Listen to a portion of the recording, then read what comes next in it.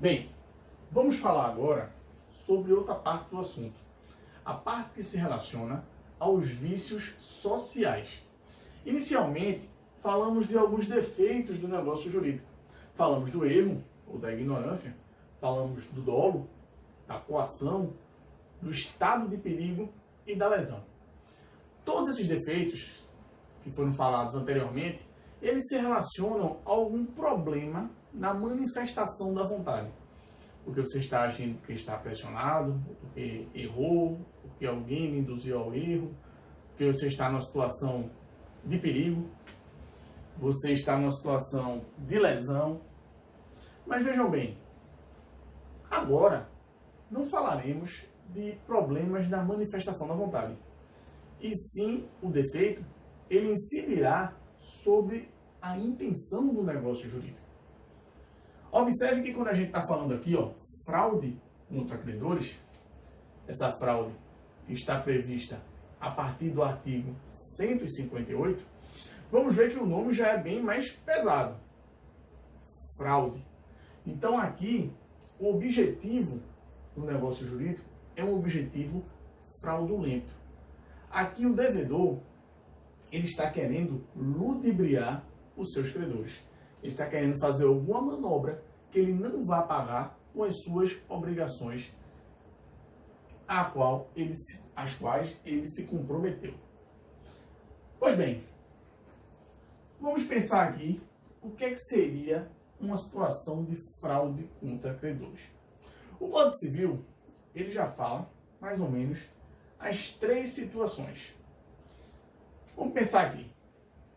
Está aqui Juninho. E Juninho, ele está com uma dívida muito alta. Ele tem, vamos botar aqui, alguns credores. Juninho está devendo uma boa soma para esses camaradas. Vou botar aqui que o Juninho está devendo 300 mil. E Juninho, ele tem um patrimônio. Só que esse patrimônio, tem uma moto, tem um carro, esse patrimônio ele é insuficiente para pagar essas dívidas. O que é que o Juninho pensa? Se eu for pagar essa dívida, eu vou quebrar. Não vou ter condições de pagar essa dívida. Porque eu estou em uma situação de insolvência. Só a gente lembrar assim, uma pessoa que é solvente é o camarada que é pagante. O insolvente é o não pagante. Só que Juninho, apesar de estar devendo tanto, de uma forma bem estranha, ele fica imbuído de um sentimento altruístico, aquela caridade. E Juninho, ele começa a se desfazer do seu patrimônio, mas não vendendo. Ele começa, por exemplo, a fazer uma doação. E aqui tem o seu amigo Moca. Está aqui, o Moca. Então ele começa a fazer doações para esse amigo Moca. Ele pega o carro e doa para o Moca. Faz o que a gente chama de doação pura, uma doação que não tem encargo. E doa o carro para Moca. Ele também tem uma moto e ele doa a moto para Moca. Também tem alguns terrenos, ele faz também a doação para Moca ou para outras pessoas. Ele começa a fazer alguns atos de transmissão gratuita de bens. Imaginem comigo, será que uma pessoa que está devendo, ela está com a boa intenção de se desfazer do seu patrimônio gratuitamente? Certamente que não. Certamente, Juninho, ele está fazendo essa transmissão gratuita para que os credores, futuramente, quando forem executar a dívida ou as dívidas, essas dívidas não recaiam sobre o patrimônio de Juninho, sobre o instituto da penhora. Então, Juninho começa a fazer essas transmissões e, no ato de maior bondade ainda, tem aqui o seu amigo Joel, que está devendo uma certa quantia para Juninho. A Juninho fala: Joel, não se preocupa não, eu vou perdoar a dívida. Perdão de dívida que a gente chama de remissão. Com 2 S's. Remissão. Então ele começa a perdoar a dívida. É aquela famosa história da remissão dos pecados. E Juninho ficou apenas com a casa.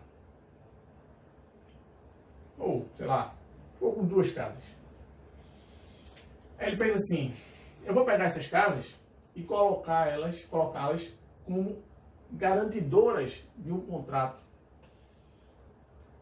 Pode ser uma hipoteca, quando você dá um bem imóvel como garantia. Na verdade, o que o Juninho está fazendo, ele está tentando pegar o seu patrimônio, se desfazer da maioria do seu patrimônio, não receber os ativos, as dívidas que ele tinha a receber, os pagamentos, perdão, que ele tinha a receber, e os bens que sobraram, ele ainda relacionou a garantia de outros negócios jurídicos. Para que quando os credores vierem cobrar, ele vai dizer o seguinte, olha, eu não tenho bens, eu não tenho nada para receber porque eu perdoei. Ah, sim, aquele bem que você tem lá, eita, aquele bem já é a garantia de outro negócio jurídico. Então a gente vai ver que o intuito de Juninho é um intuito fraudulento. Ele está querendo fraudar o crédito. Então o que é que esses credores podem fazer? Bem, esses credores, o artigo 158 vai chamar esses caras aqui, ó, de credores quirografários. São os credores comuns. São os credores que não têm nenhuma garantia. Porque se o credor tivesse uma garantia, já tivesse aqui, ó, uma casa como garantia, a hipoteca, ele já ia lá e executaria a hipoteca. Mas esse credor aqui, ele é o chamado credor comum, que ele não tem nenhuma garantia. E ele observando que Juninho está se desfazendo do seu patrimônio para fugir de suas obrigações, eles poderão ingressar com uma ação, e daqui a pouco a gente vai falar que ação é essa, uma ação revocatória, e poderá anular as doações, poderá anular as garantias, poderá anular o perdão das dívidas. O nome dessa ação, na verdade, ela é chamada por vários nomes, mas ela é bem conhecida por esse nome aqui, ó. Ação pauliana. Ação pauliana. A ação pauliana, ela tem origem lá no direito romano. E é um pretor. Pretor, ele... Atualmente a gente entende mais ou menos o pretor como um magistrado.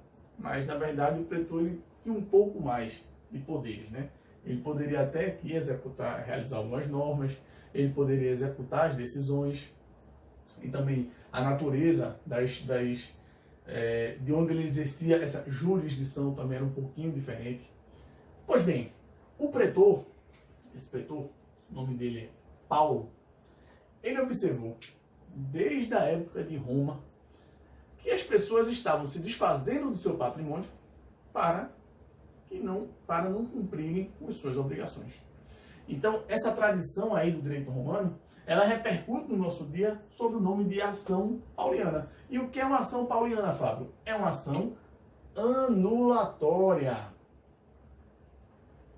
Então, quando eu falei que os credores comuns poderiam anular aquelas doações, aquelas garantias, aquela remissão, pode fazer por meio da ação pauliana. E qual é o prazo? Bem, o prazo, como já falamos, é o prazo de até 4 anos. Com a previsão lá no artigo 171, inciso 2º, cumulado com o artigo, aí faltou a gente falar no bloco passado, o artigo 178 também, aqui neste caso, no inciso 2º. Aqui a penalidade de anulabilidade e aqui a estipulação do prazo no caput e no inciso o enquadramento da fraude contra credores. Então, pessoal, a fraude contra credores, ela é um vício social. Imagine que daqueles 3 credores que nós colocamos aqui, apenas um se mexeu.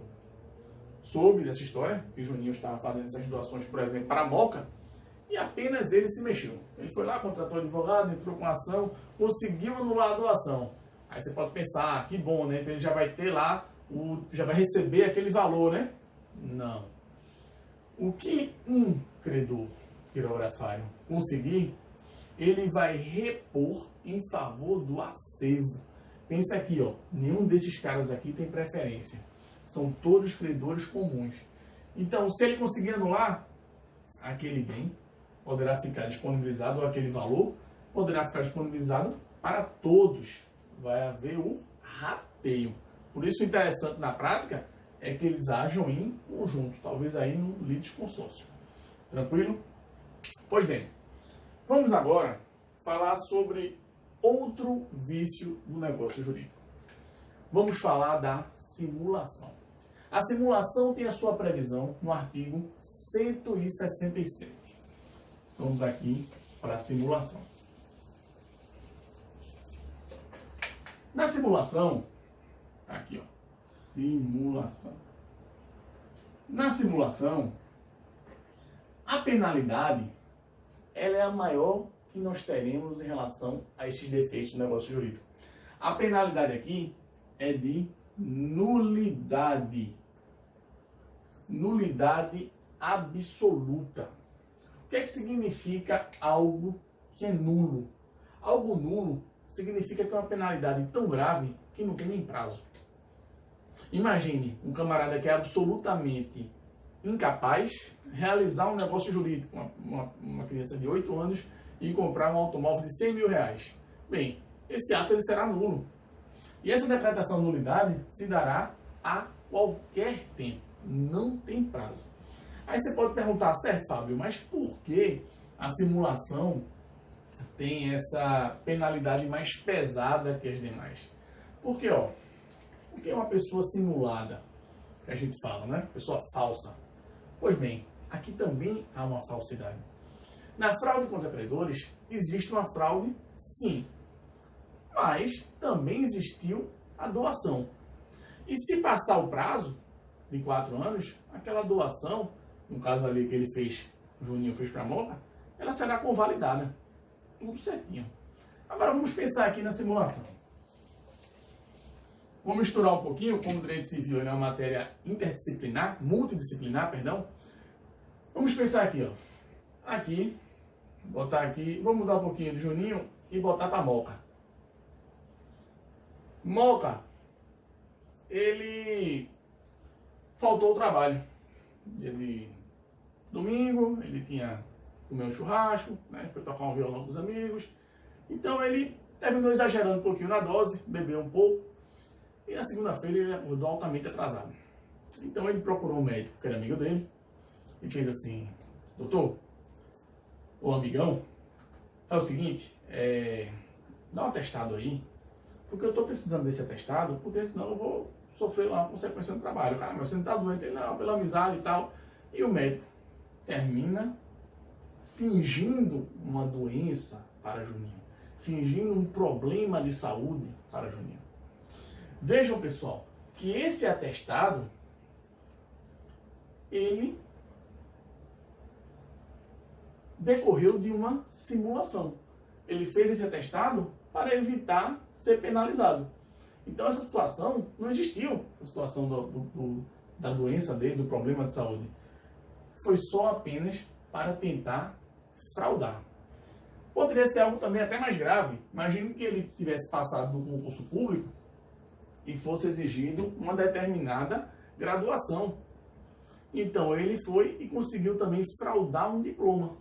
Então a gente vai ver que na simulação a penalidade é mais pesada. Então se ele ingressou no serviço público, né? Fez concurso público, ingressou mediante aquela simulação, não tem prazo. Ele pode passar lá 5, 10, 15, 20 anos e a partir do momento que houver a descoberta, tudo aquilo ali poderá cair por terra, porque houve uma simulação. Outro ponto comum da simulação, muitas vezes se refere a 2 contratos. Compra e venda e doação.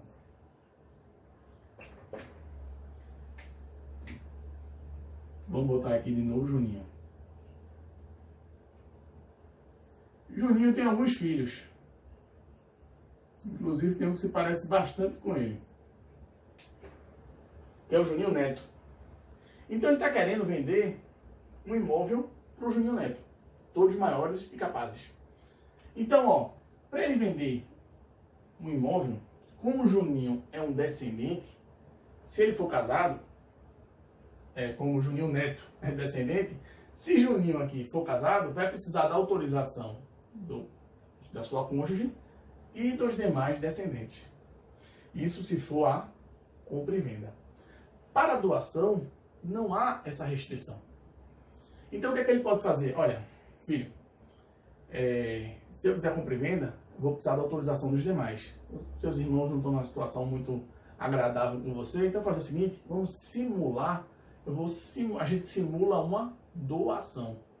Mas na verdade estamos fazendo a compra e venda. Você me dá o dinheiro e a gente vai lá e simula uma doação.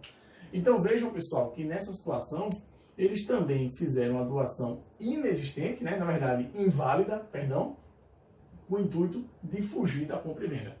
Às vezes também é comum quando um cônjuge adúltero quer fazer uma doação para a sua concubina. O código também veda esse comportamento e às vezes acontece de a pessoa fazer uma doação para um terceiro e pedir para aquele terceiro fazer a doação para aquela pessoa, também sendo aí um negócio simulado. Bem, vamos encerrar mais esse bloco. Foi uma parte falando sobre defeitos do negócio jurídico de uma forma um pouco rápida, um pouco resumida, mas para a gente ter aí uma noção de um assunto que é tão importante no nosso dia a dia. Vou ficar por aqui. Um forte abraço.